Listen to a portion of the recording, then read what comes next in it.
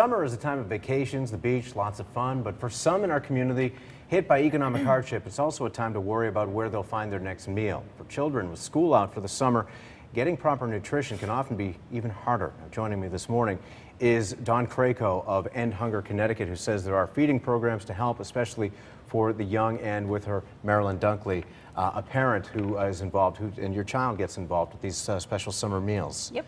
Okay, let's talk first of all, you brought in a typical meal for us about the summer feeding centers, what may be provided. What is this consisting of? Yes, so today we brought a sample summer lunch and a breakfast. These are typical meals that are served. They are very healthy. They have fruits, vegetables. As you can see, we've got some watermelon here. Summer is a great opportunity to incorporate local foods. Fiber and vitamins, I'm seeing with the carrots and whole grain, of course the watermelon. Roll. Yeah, very nice. Absolutely. And a little bit of a snack here. We can indulge a little bit, right? Some goldfish there. All right, the goldfish. I'll just be, I might be pocketing that. They're my favorite too. They are very tasty, aren't they? Okay, so now I'm just going to angle this toward the camera too. So why is summer so hard for children who don't have enough to eat at home? So one of the biggest reasons is because school's out and kids don't have access to the school meal. So during the school year, they're participating in breakfast, lunch, sometimes snack meals programs, out of the day, right?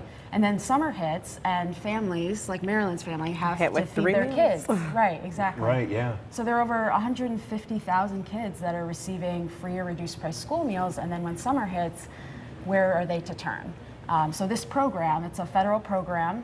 It's provided through the United States Department of Agriculture, through the Connecticut State Department of Education, and actually administered locally through nonprofits, provides the opportunity for kids to have a full meal, sometimes multiple meals, to help them through summer so that they're ready to learn when they get back to school in the fall. And Marilyn, you guys are a success story. How has this helped your family? I actually was part of going to... Sam's hungry all the time. Growing boy. I actually participated in going to the summer program with my kids 4 years ago because we were out of school and we were hit with 3 meals a day to feed them. So it was really hard. So we went to the St. Vincent de Paul soup kitchen, and then someone there had told us about the summer program that was at McDonough School, which is our nearby school.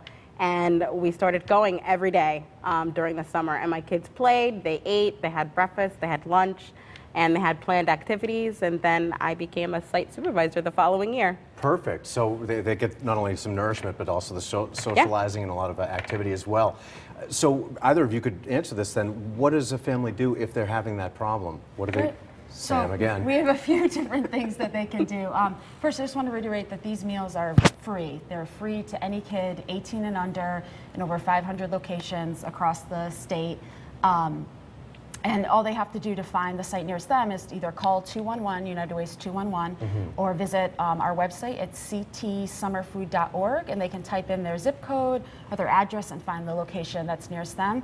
And then the difference between summer food and school meals is there aren't any forms to fill out. So they're located in low-income areas, so you just have to show up. You don't have to bring like proof of identification or anything. They're meant to really be like the quickest way to get kids healthy food in the summer. You mentioned low-income areas, but you also were saying earlier across the state. So this is also in some affluent towns, isn't it? Yeah, absolutely. Connecticut has the largest income inequality gap. So even in communities like Greenwich and Glastonbury, there are areas that are eligible to be summer feeding sites, or at least woven. You can weave the program into programs that are already going on and feed kids. So yeah, there are absolutely places where you wouldn't expect them. And if you go to ctsummerfood.org, you can find all of the locations. All right, and you said this is federally funded? Yes, it's federally funded. Each sponsor or the meal preparer receives about $3.41 to prepare the meal, and that covers like overhead, transportation costs.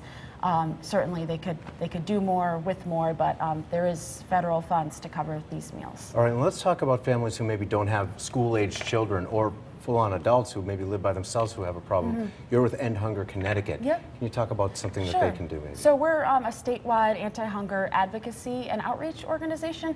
So we promote all of the federal feeding programs, one of which is the summer food service program, the school lunch program. But if you are an adult, we would suggest that you call our office or call 211 to get help for SNAP or food stamps, because that can certainly help stretch your food budget. And then also 211 has the list of nearest food pantries too to help you kind of get through the summer. Marilyn, what do you suppose would be the case for you and your family if this program didn't exist? They would be eating a lot less. And socializing a lot less too, Yeah, I would think, during absolutely. the summer, I mean, right? all their friends are there. All their kids that they hang out with school, older kids, the smaller kids. I mean, we have ones that are just toddlers that are just, you know, home with their mom and they need a place to go play. And it's usually cool and we usually have activities to do. So they don't only get to eat, they get to be with their friends and hang out and meet new people. Yeah, and it's nice to know that you're not alone in that situation, right? Absolutely. All right. Well, Dawn and Marilyn, thank you so much for coming in. Great to see Thank you again. you. Great to Yeah. meet you. Yes, you too. All righty.